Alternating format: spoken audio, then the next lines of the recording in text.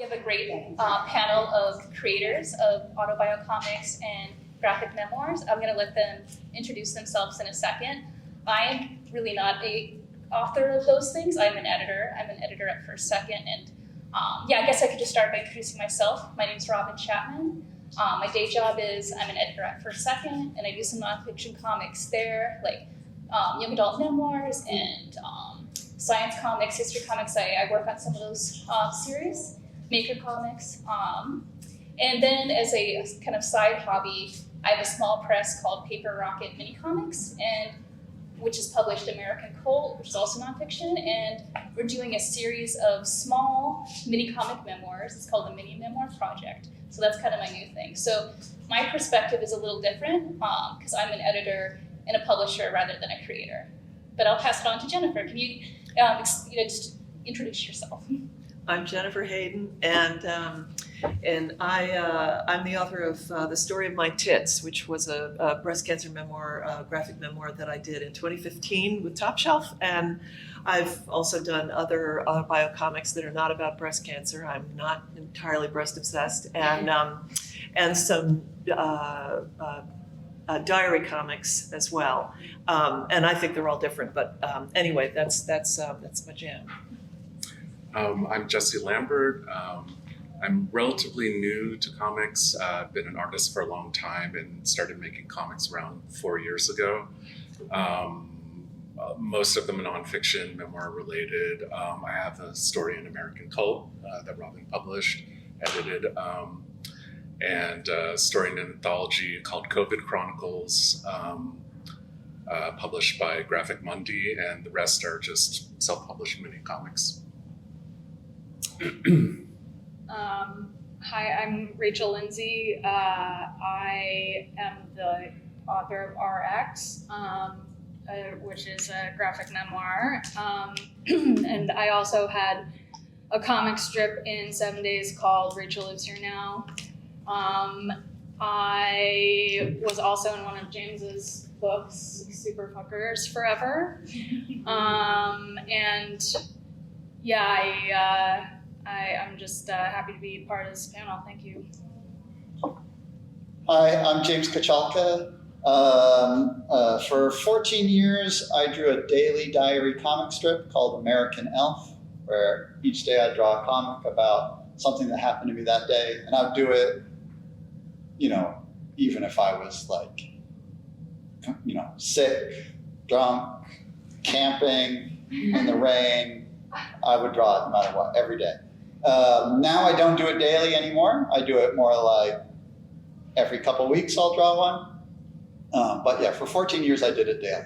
And then I have some other books that combine autobiography and science fiction, where the basic events of the book are all real events, but then there's things like time travel and robots. And then I also draw a lot of books that have nothing, that totally fiction, but that's not what this panel's about. Okay, thanks everybody. So I have a couple of questions I'm going to throw at you guys. Some of them are sort of general questions that apply to all of you, and feel free to answer them if you feel like it. But a few are more specific to you guys as creators, and that'll probably be pretty obvious when you hear them, and I'd love to hear from you about your work when we get to those. But to start, I have a really basic question: is why memoir? Why choose? Why autobio? Why choose this way of telling stories? It's good. You're just going over. I don't. Just speak up if you want to. I think I don't. And if you don't want to, you don't have to either. I think, just open forum. I have a lot to say about that. Well, specifically with American Elf, the daily diary comic strip, I had this pretty strong feeling that the basic structure of a novel is a lie, which is that, they've got a beginning, middle, and end, and I didn't feel like the real stories of our lives had beginnings and middles and ends. It seems a lot more complicated sort of structure. So I didn't really have an opinion of what the real structure, like the true structure would be, but I thought I would discover it if I did this daily diary comic strip. And what I found was that things weaved in and out of each other, like stories overlap, and come back when you think that they're done, and it just never ends. And like, I'll see strips where like, I don't know, something happens, and it's related to like one random tiny little event, and these aren't big events, they're like little tiny events. Some little tiny event that happened 6 years earlier, and I'm like, oh my God, I think this connects. And if I wasn't drawing the strip, I wouldn't even see that connection at all. I agree with James. I think that fiction is a lie. And the reason, though, is I spent a lot of time in my 20s, long time ago, trying to write fiction. And I wrote 3 novels. And they were terrible, and they never got accepted by anyone, and for that I'm very thankful. And the thing was, I had an English teacher who told me that what I had to do was put myself in someone else's shoes, and I wrote all of these, and I would do exercises trying to write put myself in someone else's shoes. And I never adequately did it, and the real reason I think ultimately was because I never was putting myself in my own shoes, solidly in my own shoes to start with. And I admired fiction, but in the end, I didn't find my voice as a writer until I discovered graphic novels, and I discovered that I could do a memoir. And the memoir format made me rediscover all of the stuff I discovered about fiction. It was funny. All of the tools that I'd learned in like reading Charles Dickens and stuff about how to structure a story and how to structure a scene began to work novelistically once I was working with memoir. So I always call my book a graphic novel, even though it's a graphic memoir, because really it's both. But I think that fiction is disguised memoir. And once you know that and see that, you can see the crank turning. You know what's happening.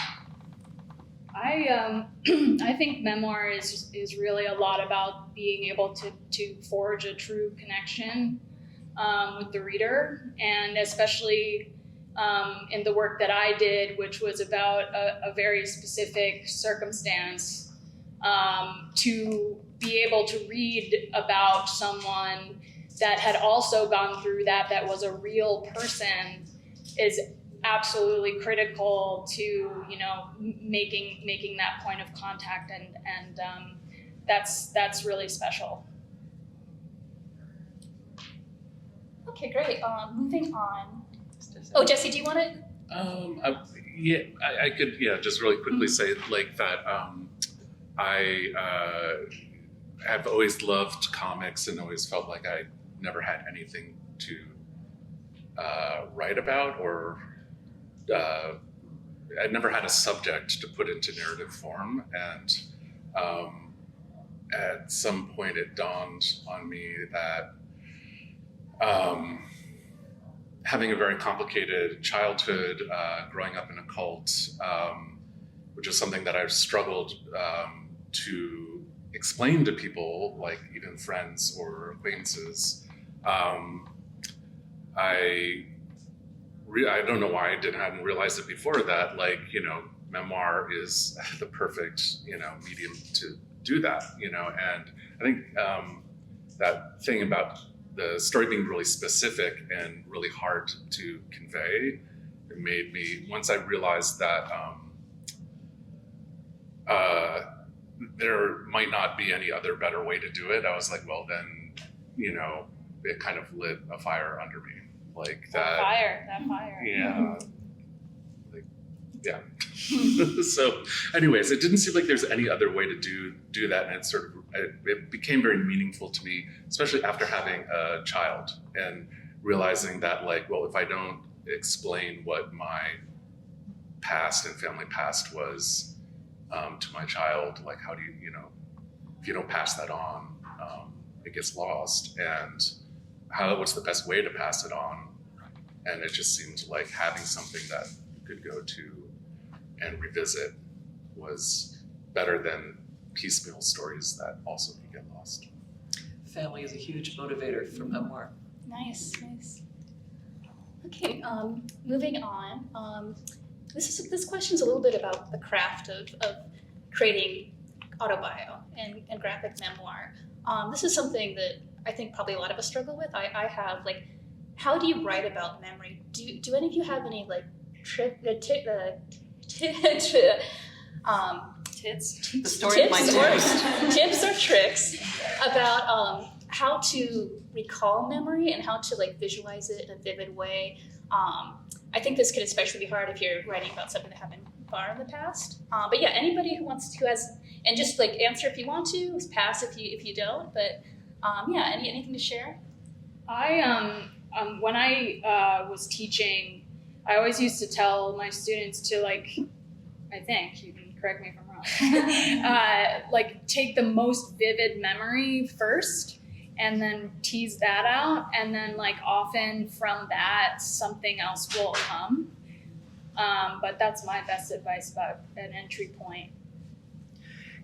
I agree. It's always an entry point. It's how can I enter this story, even when I'm doing autobiography, which I consider to be different from memoir because that's present tense, and memoir is the deep reaching into the past. But I do think that, as with all kinds of writing, also in comics, starting with something concrete is always where the magic starts. It's a smell, it's an object, it's a day, it's a kind of weather.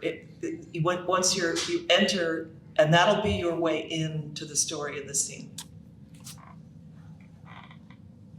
Maybe because mine was so, my memories were only hours old when I drew them, that maybe you can't even call it memoir.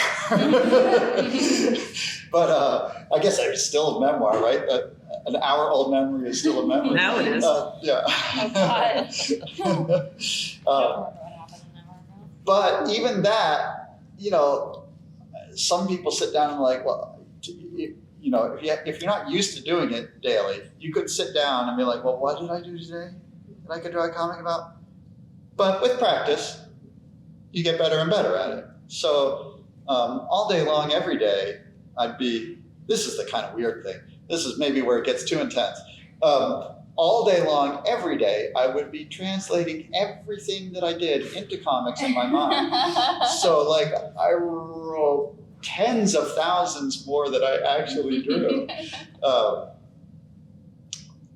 That's a little destabilizing, maybe. One of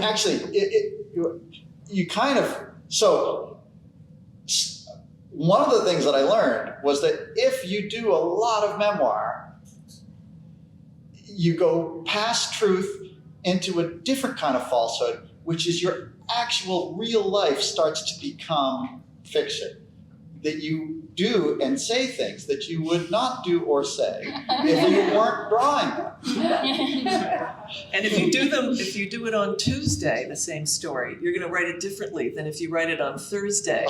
And then it's still different from the way you used to tell the story when you were in your 20s. Oh, that's true too. Because in my book, I covered a lot of time, and I knew how to tell the stories because I told them so many times before. But I remember trying to sit down and write that book in my 20s, long before I'd had breast cancer, and I didn't have the way into the stories. I actually needed to use my breast to get into the stories. But I think one of my very favorite American Elf pages that you drew was when you simply drew different ceilings in your house. The kitchen, the bathroom, the living room, and I just went, it's just it's very zen, Yeah, it's inside our memories, however we choose to do them right now and not in 5 minutes is a truth. But you're right, it's almost like it's falsified because it's how long will that truth be good for? There's an expiration date on it somehow. Yeah, the great thing about doing a daily, and sometimes I would draw more than one a day. And sometimes I would draw 2 or even 3 a day, but mostly I kept to 1 a day. But the great thing about drawing so many is that not any one of them matters that much. So you can, if you're drawing one comic on, 1 page a month, and you decide to draw the ceilings. Yeah. What do I pay for this?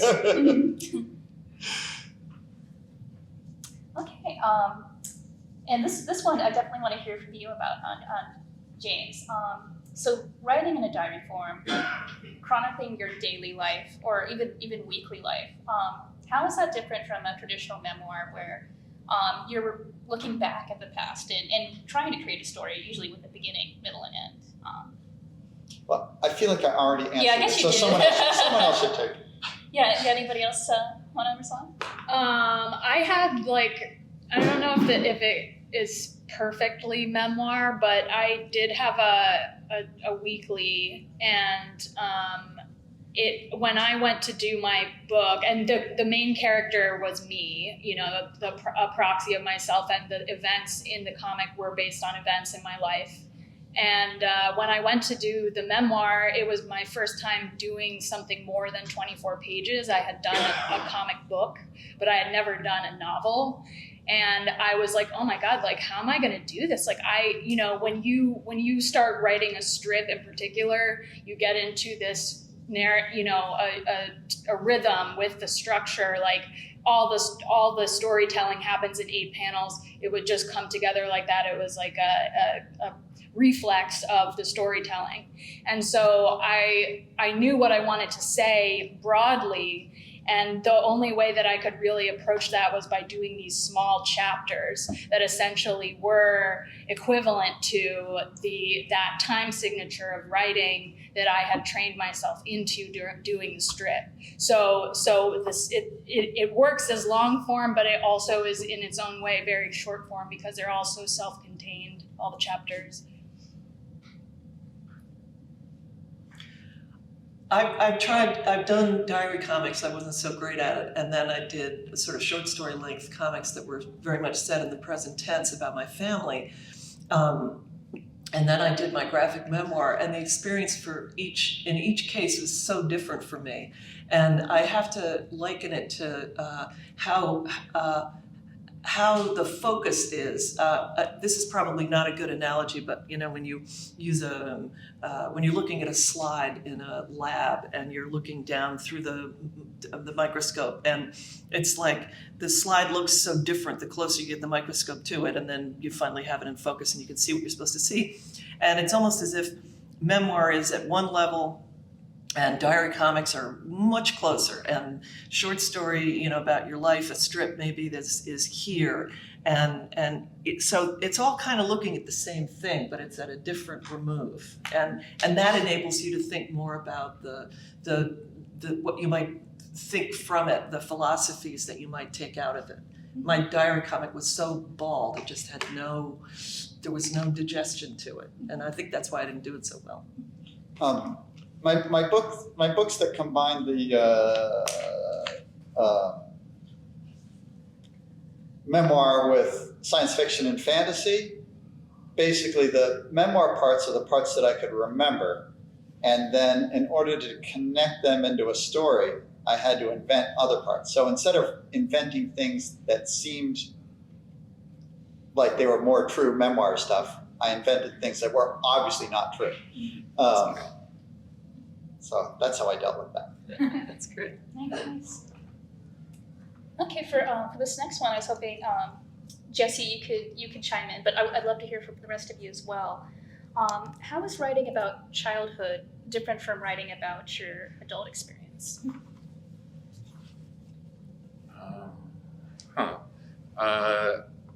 With the memoir in progress that I'm working on, and also for the short story in American Cult, I was actually doing both. So there's like a time,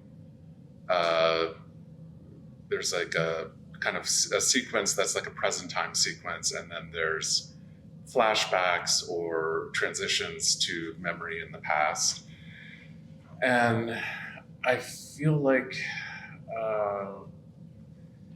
there's more continuity to the present time story in terms of like doing like a comic that's like moment to moment. And so like I'm really building a scene in a more of a cinematic way, the way that like, I really appreciate comic artists that can really build a scene that lives and breathes, and you feel like you're in that space. And sometimes there's a really small shift in time, a moment from panel to panel, and sometimes a bigger jump, and you're just kind of immersed in it. And the memory parts might have a little bit of that kind of like flow of an experience, but they seem to be a little more chopped up for me. And I think that's just maybe something to do with like the fact that memories are kind of fragmentary, and I'm trying to stitch them back together, and I'm not trying to invent things like to fill in the spaces, but allowing some of the gaps to just kind of be there, you know, or saying something about the lack of memory to kind of be upfront about that, you know, like, oh, you know, I don't remember this part, like that could be in the narration. I don't remember this part. I don't remember what happened here. I don't remember what happened here, but I remember what happened here, you know? And so I think the childhood, like past scenes tend to be choppier and kind of jump around. And they still have a logic and a flow, but they flow differently, choppier. Makes sense. I think that you always, you either have to invent something to fill in the gaps, or you leave the gaps, because you can't remember everything. It's also not supposed to be, I don't think memoir is supposed to be a laundry list. I think what we're trying to create is art. And I think all art is made out of people's memories and experiences. And what we're trying to do is take the stuff that really walloped us and lift it up and do something with it so that other people can be, in the case of my breast cancer book, I wanted to reach out to other women and give this experience a significance that would help them through it. But I also didn't want it to just be a list of what the experience was that I went through. The point was to mention what was important and then let it rise up to something beyond that could be something that anyone could pick up and anyone could get something from it. They didn't have to be a person who'd had breast cancer. So that I'm always trying to remember that I know it's comics, but it's art, you know, that we're trying to make. And that's something else. I did see a guy on TV once whose memoirs were literally just lists. He wasn't like a published author or anything. It was like they put him on TV as like a crazy person. And he literally wrote down opened the door, looked for the mail, no mail. You know, what he had for lunch, and he had filled volumes and volumes. His whole house was just completely filled with them, which maybe might be interesting to an anthropologist in 1,000 years, but not to anyone else. Like there was no art. That's like coffee grinds. Yeah, so it's like conceptual almost. Yeah. Wow, that's interesting. Okay, my next question, Jennifer and Rachel, I'd love for you to chime in about this one, but anybody who feels like they have an answer, they'd like to share. So if you have written about health and about dealing with illness, and I was just wondering, how is that experience, that type of memoir, different and challenging? I imagine it is, like you have to lay yourself bare in a way that maybe in other memoir you don't. Oh, and I mean, there's even a genre for this graphic medicine, which is kind of a new term, but there does seem to be an audience for it. Recently, somebody said, "Oh, graphic memoir." And I was like, "What makes it so graphic?" And I was like, "No. Let me explain." And then I thought, well, it is pretty graphic, actually. I mean, it's my boob, hanging down with a needle going into it for a biopsy. But I think that it broke me open. I think that's what enabled me to become an artist, to find my voice, because I couldn't until I discovered graphic novels and until I had that story to tell. And I think sometimes it's because, as I said, I wanted to reach other women with it, but I do also think that it was finally, there was no way I wasn't going to be drawing myself naked and talking about how I was a late bloomer as a kid and how, that whole, the shallowness of me suddenly had a role in the story. And actually I think that was very freeing, because there is something very humbling in stories about people going through medical stuff. I see this in all of the graphic novels I read that are about medical things. The Frederick Peters, he did a book about having herpes, and it's just so, it was so searing. He was terrified of touching people, and it just, you become this thing, but then you want to get past who you are after this thing has happened. And it's a transformation. You're the cockroach in Metamorphosis, and then you're suddenly, and somehow you get through it, hopefully, and you escape to the other side, and then you're a changed person. And that's a story that people, it's a hero story, really, and people relate to that. That's the current hero story, probably.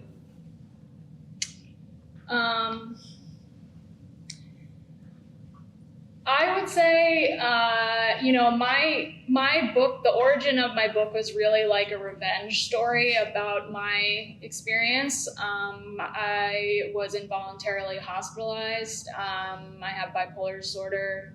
And at the point that I was involuntarily hospitalized, I just made a promise to myself that I would do this, and all level of whatever professional I am at this time has come from the desire to represent this experience and the things that were very unfair and strange about it. But the one thing about bipolar disorder is that you don't get to the other side. It's a chronic illness. So I would say. What was the original question? I'm sorry. What's different about doing and this? what's challenging? What's challenging is laying yourself bare when you have a stigmatized mental illness. Mental illness is stigmatized. I don't care how many people are on BetterHelp. I don't care anything about that. If you have the big B or the big S, you're stigmatized for the rest of your life. So anyone can challenge me on that. Having that out in the world, after, having this whole power trip or whatever, manic episode, whatever the hell it was, and then realizing it did very well. I got a lot of press, but then that also meant that I was the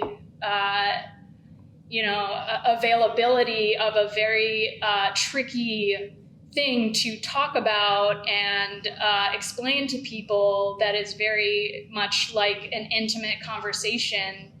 I just wrote, if you stop by my table, I have some comics about just dating. I had a partner when I did that book, and I thought that I wouldn't have to deal with this.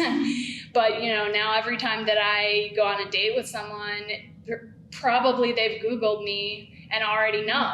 And I don't have the opportunity to establish that level of intimacy with anyone ever again in my life.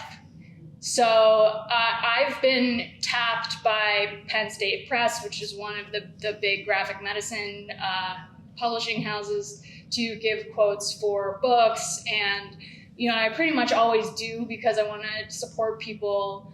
But I have this sort of testimonial strip thing that I've written about my own experience and how challenging it's been, that I will put up and take down on my Instagram, because I'll read these people's stories and I'll just be like, oh my God, I hope you know what you're getting yourself into, because this is some real shit. Yeah. I'd reiterate that it's not even vaguely safe to write memoir. It's when I started, it felt like I felt safe as could be, and I was mostly just drawing, and people who liked me read it. And then when the strip became very popular, and then people were hate reading it, and it just makes you a target for all sorts of crazy, awful stuff. So I don't really want to get into that, but I'm just going to say it's not that safe. Yeah, and I also have had weird I just also want to say that the tension is, I am a hero to a lot of people who have emailed me, and I just did a talk with Vermont Humanities last week, and this girl, it's a lot of young people because it just gets younger and younger, people being abused by the mental health system, being abused by, psychiatrists. And she cried and said that my book made her feel less alone. And like, this is at a time in my life where I'm like, no one is ever going to be with me. Like, I ruined my life. And so balancing the benefits of this book for people, and also knowing that now hardly any distributors are carrying it, and that it's probably just going to be pulped in a couple weeks. You know, I've done some good, and I've done some bad, and that's what you can expect. Yeah, I was gonna hide the negative aspects of memoir, but since you brought it up, so people do feel so close, so connected to you, and they love you, and the work. I say you, but I mean me. No, it's true for you too. And they just want to think that the work was a beautiful, beautiful part of your life, that drawing it was beautiful.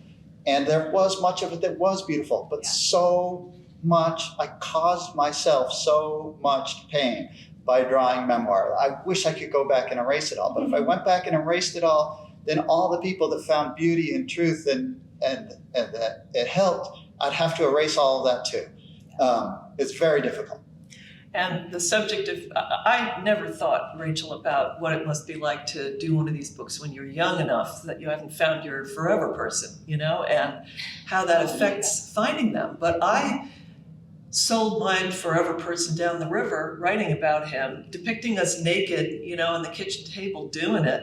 And I'm going, this, I have to tell this. I have to tell this story. The story has to get out there, and I have to make it real, and this is okay. But the question that I always get asked is, how did your family feel about it? And, you know, I never asked my husband. My art studio was in the room that he slept in. This is a snoring thing in our family. And never mind, that's too much memoir. And I was like, you know, the pictures were on the desk. Like, what were you, like, you just went to sleep, you didn't look? You could have seen what I was drawing. And my daughter claims that she's in therapy now because of my book, you know? And so actually, I have started to think that I would not have done it. I thought I was being very careful to screen all of the people who I might have hurt telling my story, except my parents, because they deserved it. They had it coming. And luckily, they were too senile to read it by the time the book came out. But, because it took like 10 years. But I now have friends who do sort of mommy comics. I did it way before it was, you know, a thing, and then I stopped because that stuff got collected and published first before my breast cancer book. And the feeling I have now looking at this stuff is that, yeah, I used my kids for material. You know, I did, and they were great material. And I don't think my son really was bothered by it, but I think my daughter decided to fixate on it, and decided that it was a terrible thing I had done. And my husband just is like, fine, you did it, but, you know, don't do it again. That's the implication. So now I'm screening a little more heavily, so that the story is about me and me and me. And maybe if a couple of other people are in it, I'm asking them first. But it's awkward. I'd love to like expand on this question a little, because I know all of you, your partners, your parents, a lot of your kids are in these stories, and like, how does that work? Like, do you have a certain philosophy about how you write it? Because you're writing about your own story, but it connects to all these other people who maybe didn't consent to be in this book, and like, how have you thought about that? How have you justified it? Do you change names, or is there anything, any practice you do to make it feel more ethical? I mean, I know for a lot of you, like, James, you can't change the name. If you change the name of your kids, it doesn't matter. Like, no, well, as soon as I really started to think about it, I quit. Mm. Then it became impossible to draw the strip. Then once I had thought, you know, like, I'd ask them, "Are you okay with it?" And they'd be like, "Yes," but I felt like they weren't old enough to answer.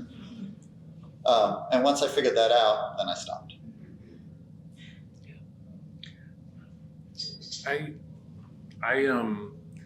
I've thought about this quite a bit, and I strive really hard to tell the story as much as I can, obviously from my perspective. So to not to make sure that I am communicating that I don't think I'm telling this objectively. This is my take. This is my version of things. It's going through my filter.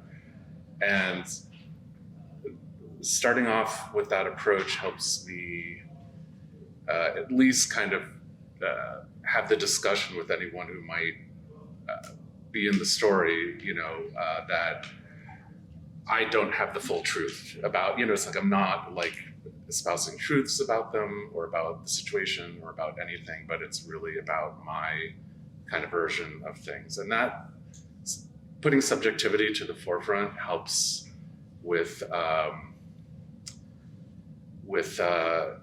not feeling like I'm being accusatory or, I don't know, I guess that when it's about my subjectivity, it's like I feel like anyone can contest it. Anyone can say like, well, and if there's anything that I feel is especially personal, then I definitely will address it with the person who might be in it.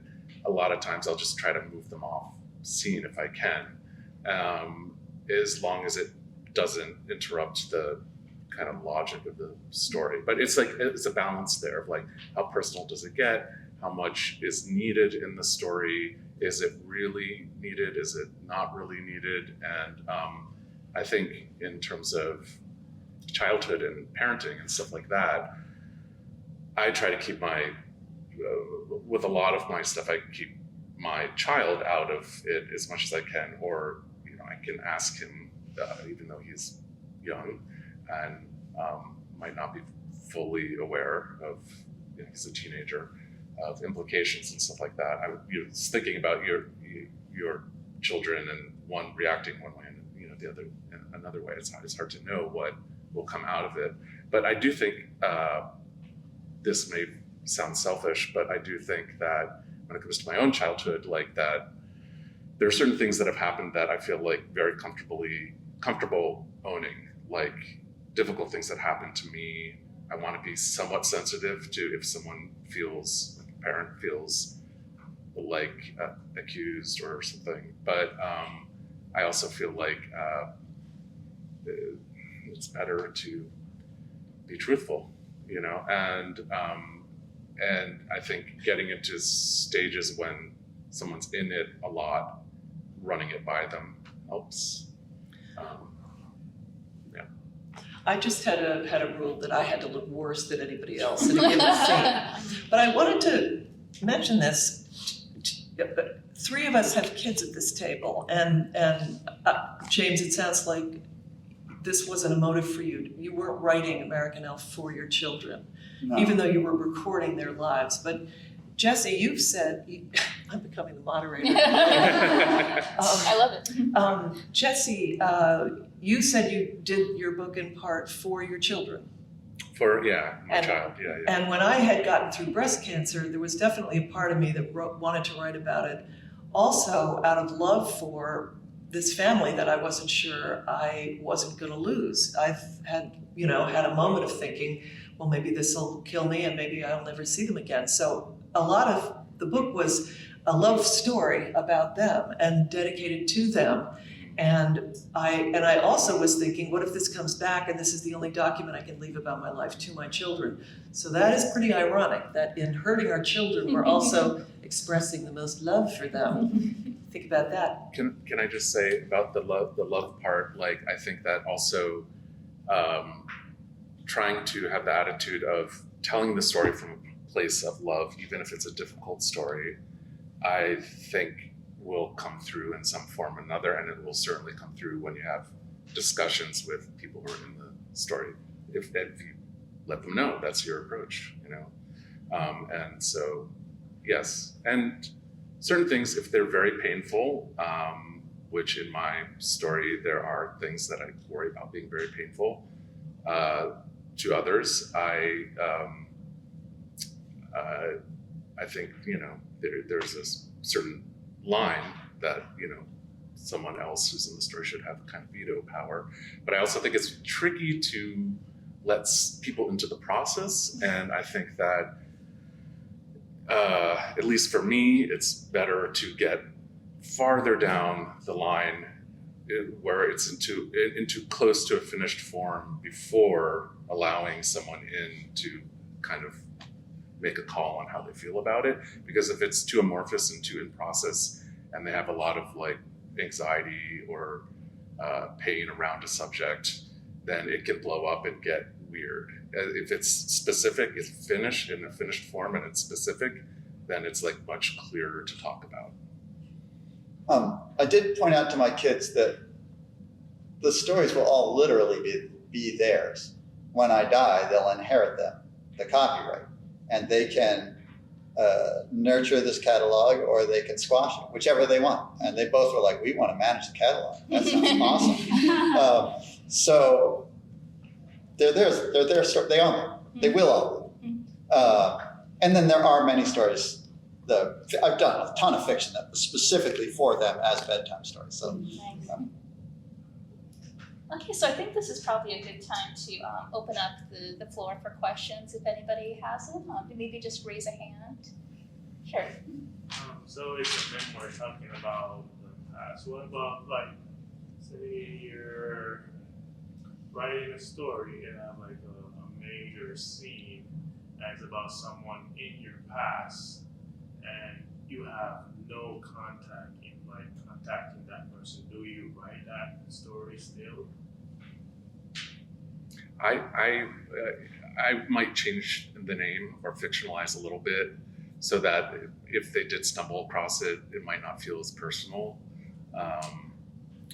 That's my approach to that. And I do have in the Story in American Cult, I have a page about a high school friend who's passed away, and that was unusual because I wasn't sure how his family would feel about it, if they stumbled across it, and I ended up not, because I think I ended up not reaching out to them, although I could have.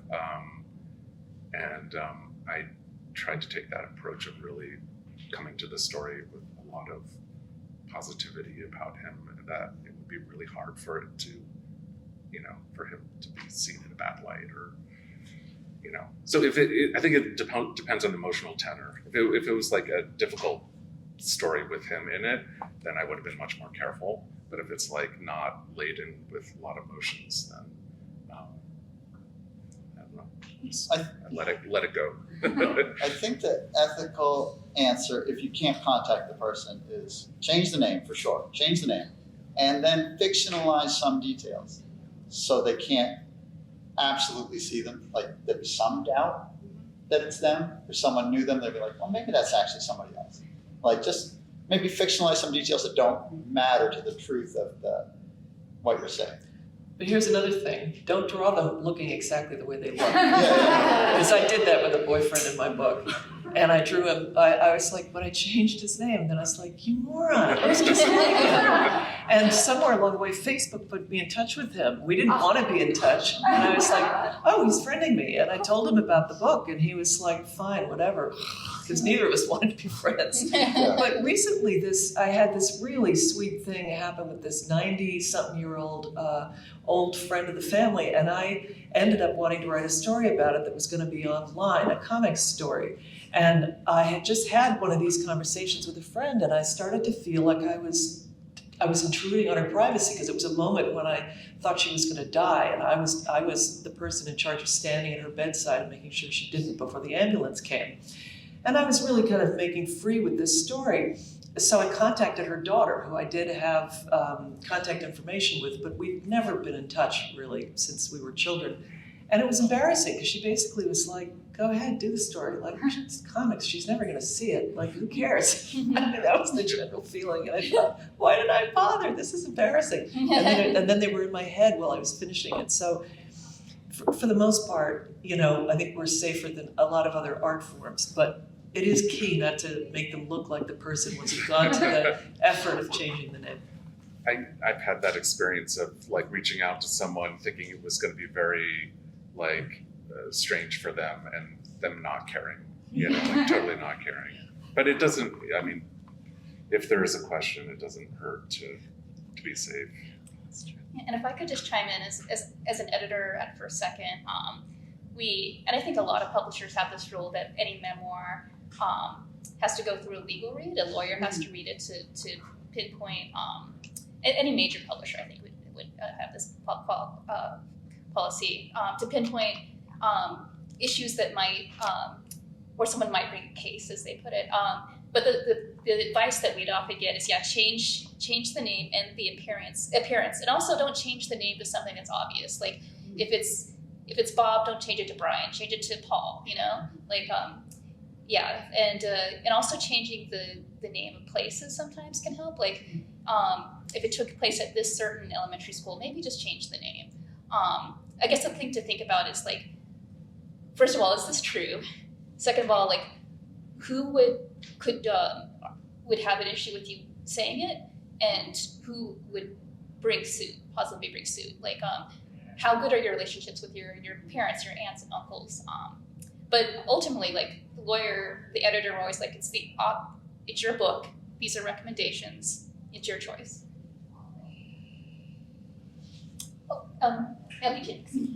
So this popped in my head. We were talking about like stopping and how you had to stop. So the first question was like, well, how do you stop if you've done a daily practice for 14 years? But then I think as I was ruminating more about it, it's kind of more like a question of when you're drawing graphic memoir, something that's like so close to who you are, what are the boundaries you set up as an artist around the material that you're making so you don't go crazy? Or do you not? I didn't put any boundaries, and that was made it an amazing work of art, but more dangerous. As far as how did I stop? It was incredibly painful to stop. Yeah, incredibly painful. Now I feel good. Yeah. A big difference now, I do draw it occasionally, right? I wait a couple days. If I think I want to draw one, I wait like 3 or 4 days and then draw it. So I know if I really want to draw it. Also, I have the whole thing behind a paywall. If you're going to hate read it, you have to pay to read it. Nice. And do you have a question? Yeah, I do. For people who, I don't know if everyone has this part of the practice, but for like the fictionalized but autobiographical combo, where you like create characters, but like it's based on your own life, do you find that you've ever had like parts of yourself kind of enlighten or find some, like are you giving more to like parts of yourself more space? Is that a question that makes sense?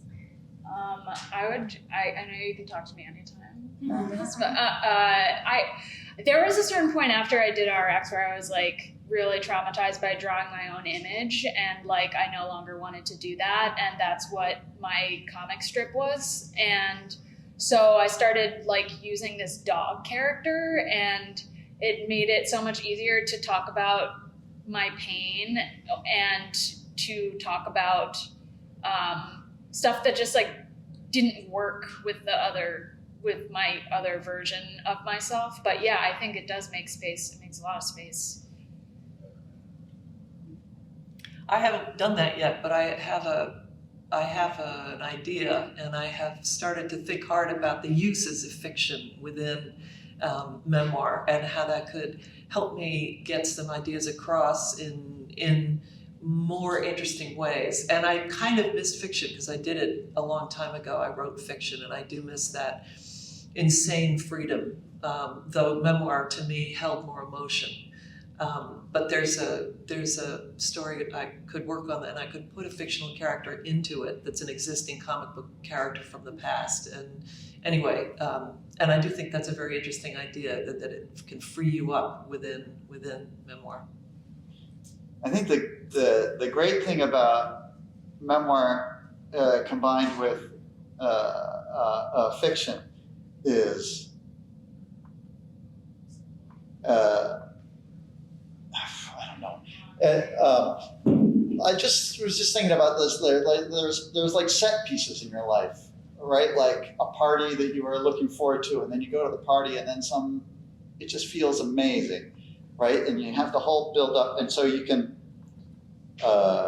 use that whole feeling and the build up, and I think that's really good. Which I can't do in the same way in the daily strip. And actually remembering there's a book that I've done that nobody's going to publish. It's okay. But in it, I did end up having some conversations with Hemingway, that were important to me, and around me reading A Movable Feast and thinking about artists and stuff in Paris, and it was very freeing. It was very interesting. It did give me a chance to answer his questions about my life instead of me just talking about stuff. Yeah, it's an interesting thing.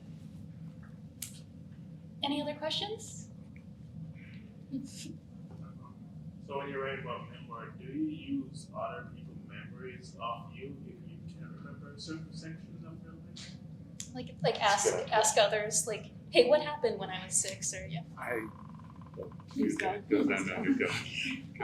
I requested my hospital notes, and which was easily the most difficult.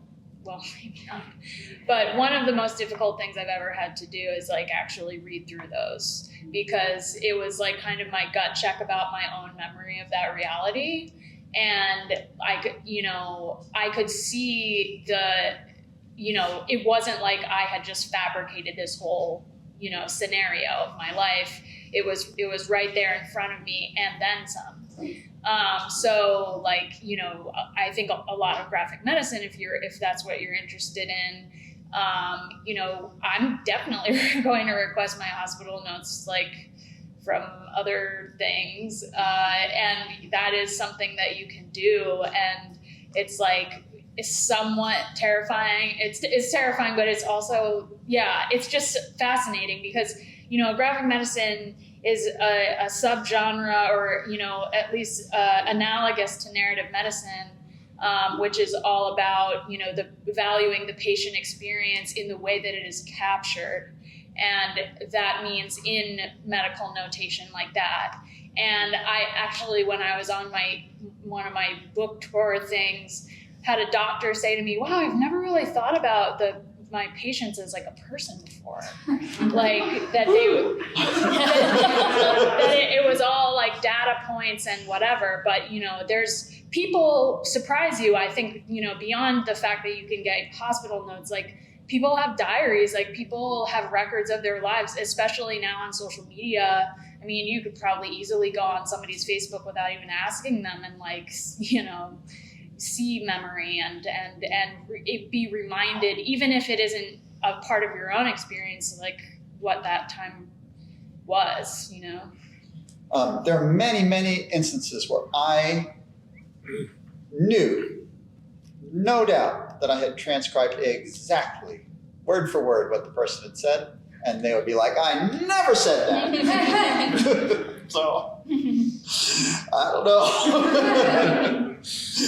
That's a really good segue into something I was thinking about, where I was trying to recreate a conversation that I had with a friend in a present time moment in my memoir progress, and I wrote it as clearly as I could remember it, and then I sent it to him and asked him to edit it and offer, and with the idea that it would be a bit of a collaboration, and he ended up making very, very few changes. It was interesting. He remembered it the same way. And it was probably a conversation that was maybe 3 or 4 years old, I think. Anyways, that's one thing. And then the other thing is that when it's old childhood memories, I ask lots of people. Yeah, I'm always doing that. I ask friends if it's a memory of an event with friends, childhood friends, I'll go and I'll ask them. And trying to recreate a trip to Orlando when I was 7, I asked adults that had been there what they remembered, and tried to incorporate that into it to make it more, to kind of build the believability of it, and maybe use some of their memories in the parts that where my memory failed. So it's like a reconstruction, but not really a fictionalization, more like a collaborative reconstruction.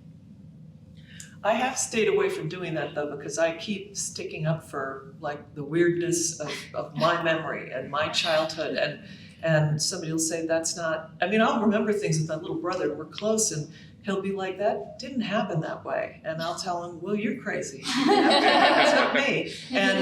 But whatever I do remember, I must have, if my memory rewrote it, it did it for a reason. And whatever that reason is, that's what I'm interested in, more than what the truth is, what the objective truth, if you could ever find that, is. I'm the one on the page, I'm the one speaking. So I kind of get to decide, but I will put, caution tape around it. It's just there, it's isolated. I'm not trying to be a responsible narrator at any time. I totally agree with you, but with me trying to gather information from other people, it's not about objectivity, it's about just filling in holes. Mm-hmm. But I totally agree with you with the approach of like subjectivity forefront of the memoirist.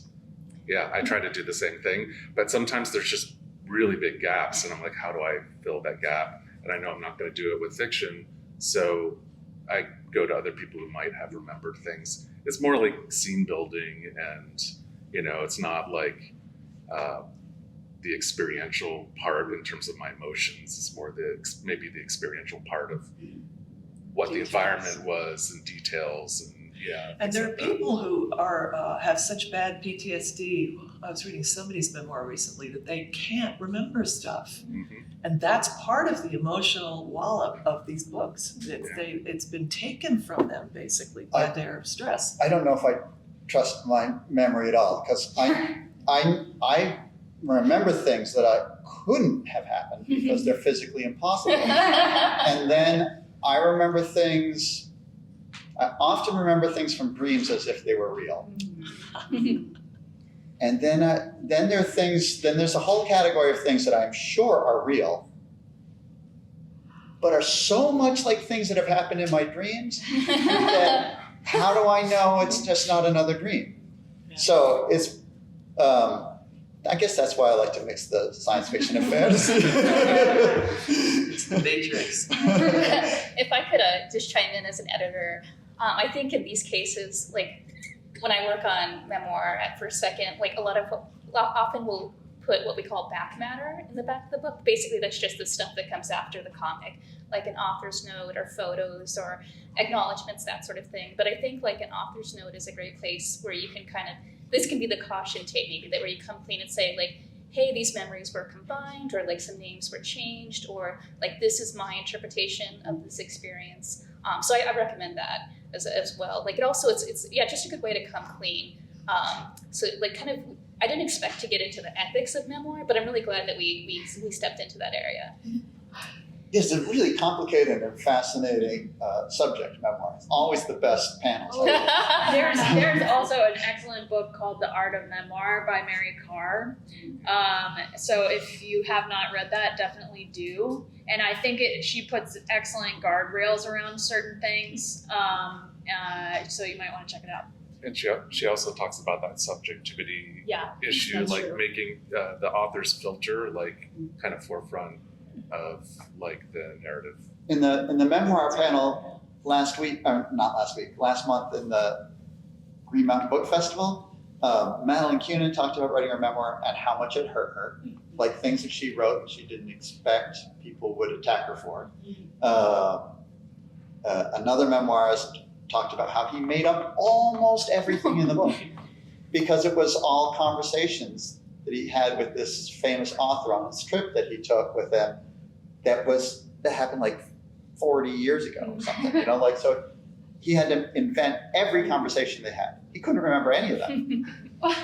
Well, who's the guy who wrote 1,000,000 Pieces or something about the guy? Yeah. And my brother, who's kind of an insider in literary stuff in New York, said, and I think this is pushing it, but he said the guy couldn't get the book published as a work of fiction, so he just called it a memoir, and then it got published.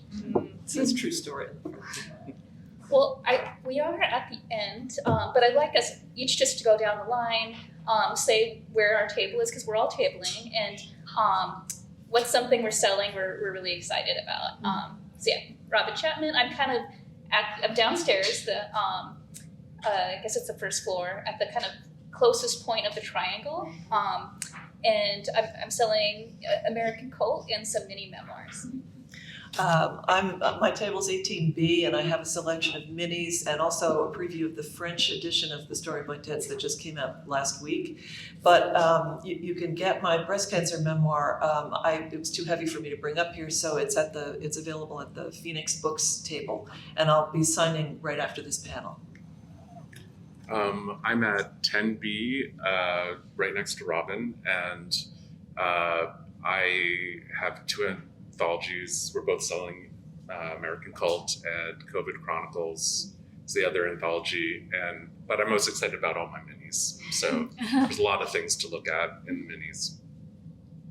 I am right across from Phoenix Books table, and I am sold out of RX, as is Phoenix. But you can pre-order from me, and it will be for a discounted price of almost $10.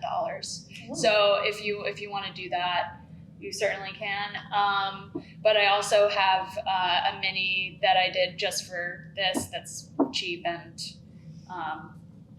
an all-nighter situation.